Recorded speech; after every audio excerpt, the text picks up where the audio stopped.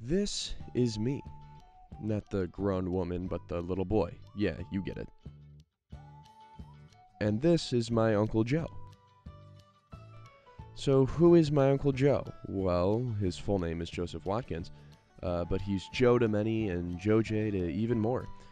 And he's also not technically related to me. He's married to my dad's college roommate and closest friend, my Uncle Brad, but he's family all the same. He's a huge Broadway nerd. He could talk for hours about musicals. He even used to be on the board for producing theater in DC. How else do you get a picture with Bernadette Peters? He's also hilarious. He once told our waitress it was my birthday just to watch me squirm when they sang to me and brought me the cake. He spoiled me rotten, almost too much at times. When my family went to New York with him and my Uncle Brad, he got us fourth row center tickets to Book of Mormon on Broadway. It's worth mentioning that I was only 14 at the time. He also got my family a tour of the Rockefeller Center, he took us to Times Square, and of course he took me and my sister to the top of the Empire State Building. But that's just who he is. No matter what, he always delivers. Even Oliver delivers at points. I couldn't ask for a better uncle, which made this news all the more difficult to receive. Dear friends and family, the boat ride was idyllic. The lake was calm.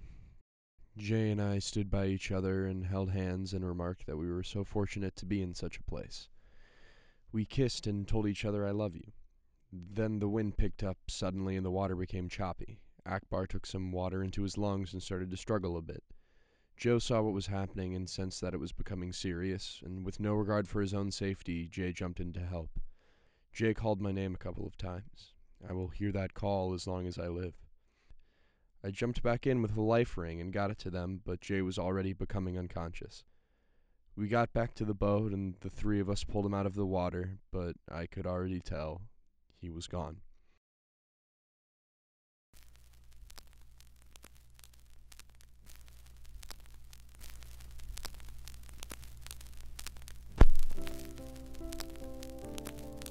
More than all the things I've said already, what made my Uncle Joe so special was he was a huge part of my support system. I didn't get to see him very often, but that didn't matter. My Uncle Joe always supported me whenever I did. He came to see the shows I performed in high school, he helped plan my graduation party, and he even came to see me perform with the Glee Club 2 years ago in DC. He would always show up for the big moments. But he did so much more than just show up. He was always the first to believe in me in whatever I did. When I told him I wanted to be a lawyer, he introduced me to his friends who practiced law. And when I told him I wanted to make movies and write and, be some sort of comedian instead, he introduced me to his friends who worked in media and entertainment, probably before I was even ready to talk to them. No one believed in me harder or quicker than my Uncle Joe did, and that's including myself.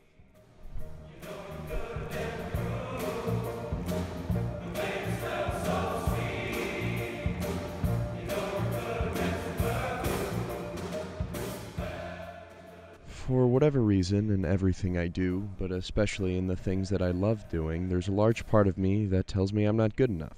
Whether it be I'm not a good enough musician to be in Glee Club, or I'm not pursuing film passionately enough, or what have you, there's a little part of me that just tells me I should pack it in, because no matter what I do, I'm not going to live up to everybody else, or I'm not going to do anything well enough.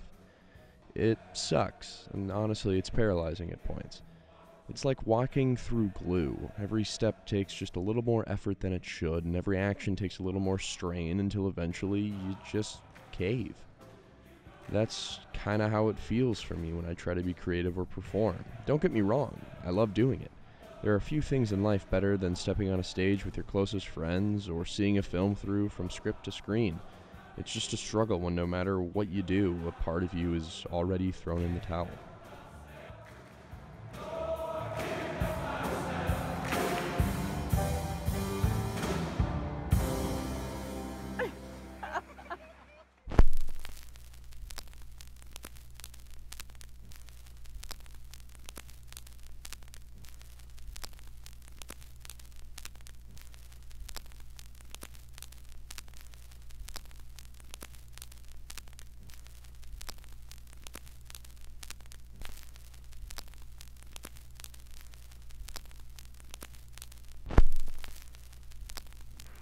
But my Uncle Joe didn't live that way.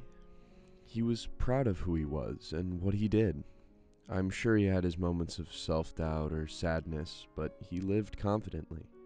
He used that confidence to bring incredible beauty into the world with his arrangements. He used it to be the best husband he could be to my Uncle Brad, and he used it to be an incredible uncle to me. I never did get to tell him about my struggles with my self-esteem. I guess that's what I'm trying to do now. Just diving into old photos and videos, pouring my heart out in some desperate attempt to connect with him again. To hear him tell me that I'll figure this out somehow, and that I'll go on to do great things, and that he loves and believes in me. But no matter how many things I look at or videos I watch or what have you, I'm left with the harsh truth that the love and support he gave me, it has to come from within. I've been racking my brain trying to figure out the best way to honor him for weeks now. And I think, honestly, that's what he would really want from me. Not a eulogy or some kind of performance or even a video tribute like this. He'd just want me to be happy doing what I love. And for the man who gave me so much, I think I at least owe him that.